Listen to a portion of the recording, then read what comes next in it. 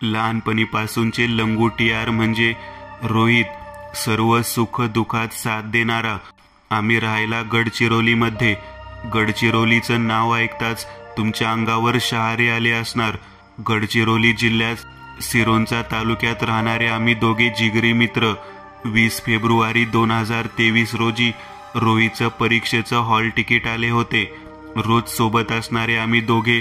रात्री त्याने विषय काढला, अरे पवन, 23 फेब्रुवारी पेपर आहे परवा. काय करू, कसं जाऊ? आपल्या भारताचा 0 मैल आणि संत्रीसाठी प्रसिद्ध असणारं नागपूर इथे पेपरचं सेंटर आले होते. मग काय, मित्रासाठी काही पण. विदर्भ म्हणलं की नजर जाते ती तप्त अशा रूपात असणारा सूर्याचा गोळा. त्याला म्हणालो, तुला सकाळी सकाळी बस स्टॉपवर सोडतो आणि रात्री आलास की कॉल कर, घ्यायला येतो. 23 फेब्रुवारी दिवशी सकाळी बस स्टँडवर बसमध्ये बसून दिल्यानंतर बस नागपूरच्या दिशेने रवाना झाली आणि मी आपला उन्हाचे दिवस असल्या कारणाने आईने येता येता आईस्क्रीम पावडर सांगितली तर दुकानातून घेऊन एका हातात घेऊन रवाना झालो घराकडे. पेपर सुटला असेल अंदाजे 2 वाजता वगैरे. रोहितने कॉल केला, अरे निघतो बघ रिटर्न, रामायणा ट्रॅव्हल लागूनच आहे, त्यात बसून येत आहे. मी सुद्धा हो म्हणालो आणि माझ्या कामात व्यस्त झालो. रोहितचा पेपर रविवारी, त्यामुळे ट्रॅव्हल्समध्ये गर्दी तर भरपूर होती. येता येता 6च्या आसपास बस थांबली. वरोरा नावाच्या शहराच्या चौकात, ज्याला की आनंदवन चौक सुद्धा म्हणतात. कॉलेज नेमकी सुटलं होतं. सर्वजण घराच्या दिशेने जात असल्या कारणाने ट्रॅव्हलमध्ये गर्दी असताना सुद्धा 4-5 मुली बसमध्ये चढल्या. बसमध्ये गर्दी होतीच. रोहित सुद्धा तिथेच समोर बसून होता. त्यामधील एका मुलीवर रोहितची सहज नजर गेली आणि त्या मुलीने सुद्धा रोहितला हाक दिली, अहो थोडी जागा देता का बसायला? मुलगी दिसायला इतकी देखणी, आरसपाणी, बस बघावं आणि बघतच राहावं इतकी लावण्य खनी. रोहित नाही थोडीच म्हणू शकणार होता. रोहितने तिला बसायला तर जागा दिली. त्यांच्या जाता जाता गप्पा रंगल्या.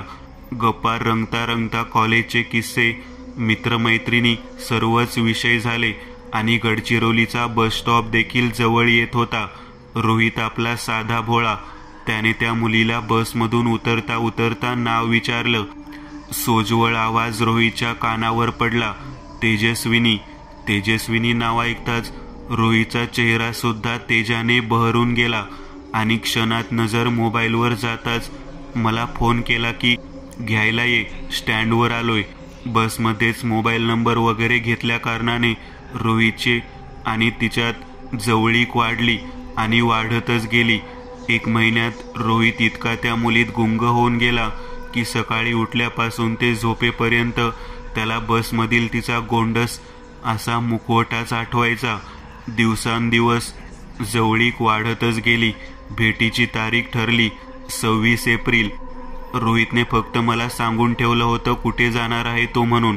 मुलीला भेटायला जायचं म्हणजे टकाटक कपडे, केसांवर 10 वेळा आरशात पाहून हात फिरवणे, ह्या गोष्टी साहजिकच आहेत. गडी 25 एप्रिलच्या रात्री झोपलाच नाही.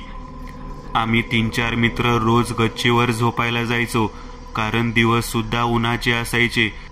त्यामुळे रात्री थंड वाऱ्यात गप्पा गोष्टी करण्यात आणि निरभ्र आकाशात लुकलुकत असणारे तारे पाहून त्या ताऱ्यापासून विविध प्राणी पक्षी यांची चित्रे रेखाटणे हे सुद्धा मजेशीर वाटायचं. सकाळी कानावर ऐकू येणारी कोकिळीची कुहू कुहू दिवसभर मन तृप्त करून टाकायची आणि दुसऱ्या दिवशी कोणाच्या विहिरीत डुबक्या मारायच्या हे सुद्धा नियोजन घरी असताना रात्री ठरवलं जायचं. रोहित रात्रभर विचार करत होता. तेजस्विनीला उद्या तो भेटणार, तिच्यासोबत गप्पा मारणार आणि अजून खूप काही. रोहितला 5 वाजता स्वप्न पडले आणि स्वप्नात त्याच्या कोणीतरी फाटक्या कपड्यात रस्त्यावरून चालणारा माणूस त्याला अडवतोय आणि त्याला सांगतोय, बाळा तू जिकडे चालला आहेस तो रस्ता योग्य नाही आहे, घरी परत तू लगेच. अचानक सकाळी सकाळी अंगावरून मंद अशी झुळूक अंगाला स्पर्श करून गेली आणि तो दचकून उठला आणि थोडासा घाबरला. लगेच त्याने मलाही हलवलं आणि अचानक आपल्या बाजूला कोणी आहे असा भास त्याला झाला. परंतु मी पण झोपेत असल्या कारणाने त्याला मी पण म्हणालो, जाऊ दे रे, काही नाही, स्वप्नात भास झाला असेल तुला. आणि पुन्हा डोळा लागला. सकाळी 7 वाजता आम्ही उठायच्या आधीच रोहित नटून खटून नवरी जशी नांदायला निघताना जाते तसाच चेहऱ्याला पावडर, अंगावर मोगऱ्याचा गंध असणारा फवारा मारून निघाला होता. आईने हाक दिली, अरे रोहित, कुठे चालला सकाळी सकाळी एवढ्या? त्याने लगेच माझ्याकडे बोट दाखवत म्हणाला, काही नाही, पवनसोबत बाहेर जाऊन येतो. बरेच दिवस गेलो नाही कुठे, आम्ही सायंकाळपर्यंत येतोच घरी. अशी आईच्या हातावर तुरी देत रोहित तेजस्विनीला भेटायला निघाला. रोडने गाडीवर जाताना पुन्हा एकदा रोहितच्या मनात विचार आला, सकाळी सकाळी मला अचानक असे का स्वप्न पडले असेल. पुन्हा त्याने विषय वगळला आणि वाटेतच रोडवर गजरे मालवणारी महिला बसली होती. तेजस्विनीसाठी एक गजरा देखील त्याने घेतला. शेवटी 1-1.5 तासाच्या अथांग प्रवासानंतर तेजस्विनीने जिथे सांगितले होते, म्हणजेच वरोरा येथे असणारं एक आलिशान गार्डन, त्या ठिकाणी पोहोचला. दोघांची भेट झाली. तेजस्विनीकडे पाहून कमळाच्या फुलासारखं रोहित फुलून गेला होता. तिथेच एका झाडाखाली दोघेही बसून गेले. त्यांच्याप्रमाणेच आजूबाजूला अनेक नवीन जोडपे, कॉलेज मुले मुली तिथे फिरायला आले होते. रोहितने हार काढला आणि तिच्या वेणीवर लावायला गेला. अचानक हार लावायच्या आधीच मोगऱ्याची फुले हारामधून कोमेजून गळून पडली. रोहित अवाक झाला. असं कसं झालं? हे एक अनैसर्गिक घडलं आहे ह्याची त्याला जाणीव झाली. थोडा भितरला, पण त्याकडे दुर्लक्ष करून पुन्हा तेजस्विनीसोबत गप्पा सुरू केल्या.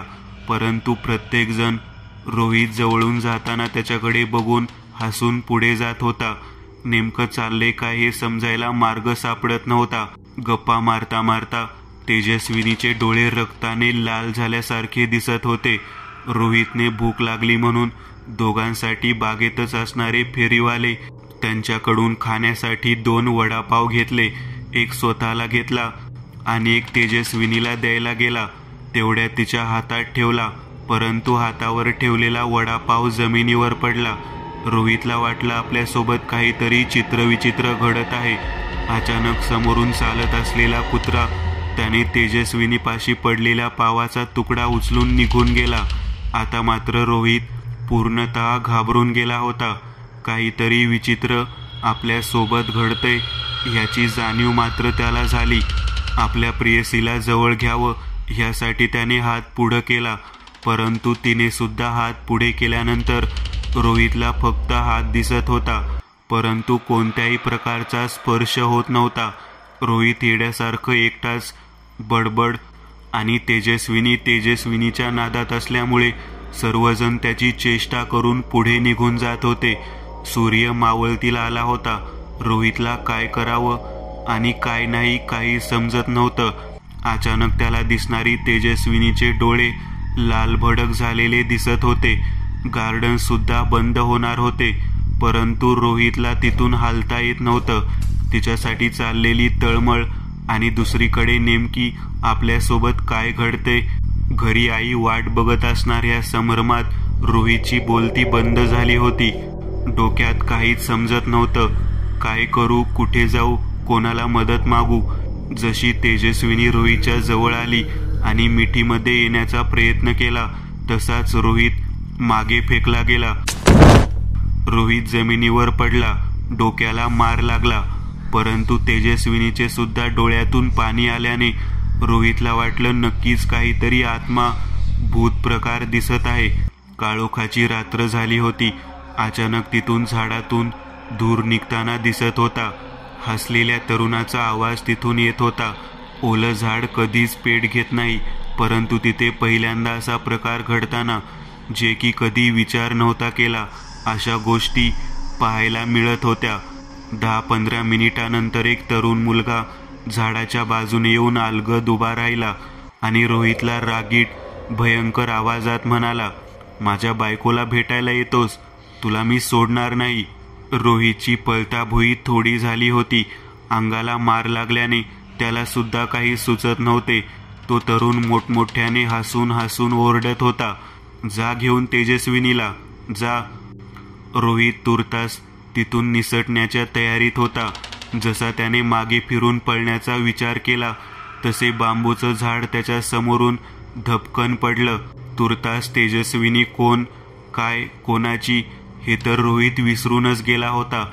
जीव वाचवण्यासाठी काय करू ह्या चिंतेने त्याला घाम फुटला होता. त्याला सकाळची स्वप्नात आलेल्या फाटक्या कपड्यात असणाऱ्या माणसाची आठवण झाली. आपल्याला कोणीतरी चांगलं सांगण्याचा प्रयत्न करीत होतं याची जाणीव झाली.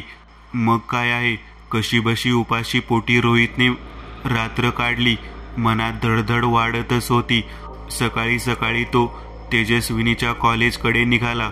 जाता जाता रस्त्यामध्ये त्याला त्यांच्याच कॉलेजची एक मुलगी दिसली. कॉलेज ड्रेसवरून रोहितने लगेच विचारपूस केली की तुमच्या कॉलेजची तेजस्विनी कुठे आहे. त्यावर ती मुलगी उत्तरली, 15 दिवसापूर्वी तिचा रोडवर अपघात होऊन ती देवाघरी गेली. तिला एक रोहित नावाचा मुलगा फार आवडायचा. तिची शेवटची इच्छा हीच होती की रोहितला भेटायची, पण ती पूर्ण झाली नाही. तिच्या आयुष्यात आधी एक मुलगा आला होता, परंतु तिला तो आवडत नसल्याकारणाने तेजस्विनीने नकार दिल्याने त्याने स्वतःला संपवून टाकले आणि त्याचीच आत्मा तिच्या आजूबाजूला भटकत असते. एवढं सगळं ऐकल्यावर रोहित अतिशय घाबरला, परंतु त्याच्या डोळ्यातून अश्रू ओघळले. निराश होऊन एका ठिकाणी बसून गेला आणि स्वतःच्याच मनाला खाऊ लागला. यातून एक प्रचिती येते बघा, काही काही नाती ही अतूट असतात. जवळ असली आणि नसली तरीही कधीही मनात तेवढीच किंमत, तेवढीच इच्छा, आकांक्षा ह्या जन्मोजन्मी सोबत राहण्याचा प्रयत्न करतात.